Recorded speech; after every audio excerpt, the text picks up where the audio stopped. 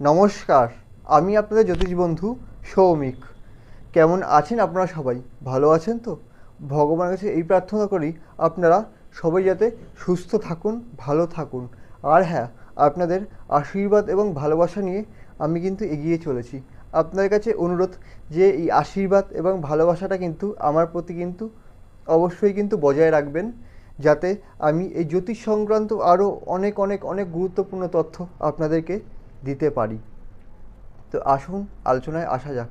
তো আজকের বিষয় নিয়ে আলোচনা করব, সেটা হলো তুলা রাশির অক্টোবর 2024 কেমন যাবে তুলা রাশির জাতক জাতিকাদের, সেই বিষয়ে আলোচনা করব। তো প্রথমে আসি স্বাস্থ্যের বিষয়ে। স্বাস্থ্য কেমন যাবে? স্বাস্থ্য কিন্তু মাসের ফার্স্ট হাফে কিন্তু ভালো যাবে।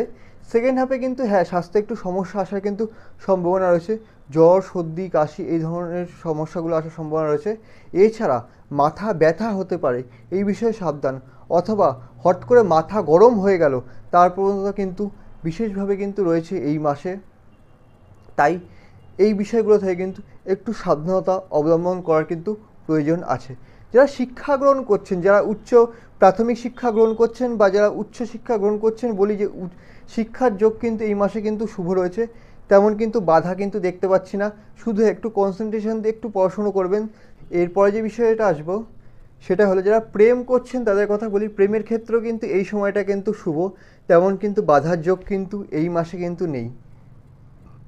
এরপরে বলবো সাংসারিক জীবন।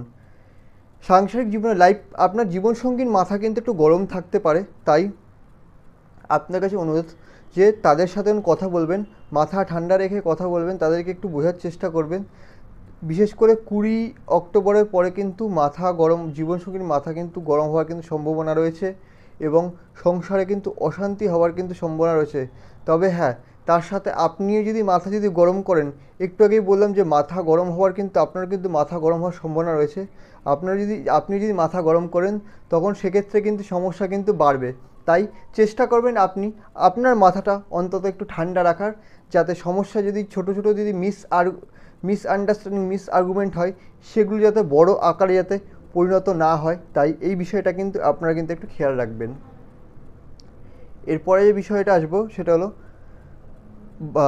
চাকরি এবং ব্যবসা, কর্ম। যারা চাকরি করছেন তাদের ক্ষেত্রে কিন্তু একটু সমস্যা আছে। চাকরির ক্ষেত্রে হট করে দেখালো মাথা গরম হয়ে গেল, সেই সমস্যাটা কিন্তু রয়েছে। তাই সেখান থেকে কিন্তু সাবধান। কাউকে এরকম কোনো কথা বলবেন না যাতে শত্রুতার সৃষ্টি হয় কর্মক্ষেত্রে। তাই মাথা ঠান্ডা করে চলবেন চাকরির ক্ষেত্রে। এবং ব্যবসার যোগ বলি, ব্যবসার যোগ কিন্তু চাকরির থেকে কিন্তু ব্যবসার যোগ কিন্তু শুভ রয়েছে। বিশেষ করে এই মাসে মোটামুটি ধরে রাখুন ব্যবসার ক্ষেত্রে 10 অক্টোবরের পরে কিন্তু ব্যবসার যোগ কিন্তু কিছুটা হলেও কিন্তু শুভ রয়েছে। বলবো না যে খুব শুভ, কিন্তু ব্যবসা কিন্তু কিছুটা হলেও কিন্তু চাকরির তুলনায় শুভ যোগ রয়েছে। এবার আসি, প্রত্যেকটা মানুষই চায় অর্থ জমাতে, তার কারণ বিপদের সময় এই অর্থই কিন্তু কাজে লাগে। তো সেক্ষেত্রে বলি, আপনারা কিন্তু অর্থ জমানোর যোগ কিন্তু বেশ শুভ রয়েছে। বিশেষ করে 13 অক্টোবরের পরে কিন্তু হতেই পারে যে আপনি বেশ কিছু অর্থ সঞ্চয় করলেন। তো সেই সময়টা কিন্তু রয়েছে। এরপরে আসি ভাগ্যের বিষয়। ভাগ্য কিন্তু এই মাসে কিন্তু 20 অক্টোবর অবধি কিন্তু যতটুকু সাথ দেওয়ার দেবে, তারপরে কিন্তু ভাগ্য সাথ দেওয়ার সম্ভাবনা কিন্তু কম। হতেই পারে আপনি নতুন কর্ম খুঁজছেন, সেই প্রাপ্তিটা হলো না, সেই সম্ভাবনাটা কিন্তু রয়েছে। তাই চেষ্টা করবেন, যদি যে কোনো কিছু যদি করেন, কোনো কিছু যদি চাকরি বাকরি যদি খোঁজার চেষ্টা করেন বা ছোটোখাটো যদি ইনভেস্টমেন্ট যদি করেন, চেষ্টা করবেন 20 অক্টোবরের আগে সেটা করার। এরপরে আসবে পিতার সাথে সম্পর্ক। পিতার সাথে সম্পর্ক এই মাসে কিন্তু মোটামুটি থাকবে, খুব একটা কিন্তু ভালো কিন্তু থাকবে না। বিশেষ করে 17 অক্টোবরের পরে কিন্তু ওনার সাথে কিন্তু মিসআন্ডারস্ট্যান্ডিং, মিসকমিউনিকেশন হবার কিন্তু সম্ভাবনা আছে।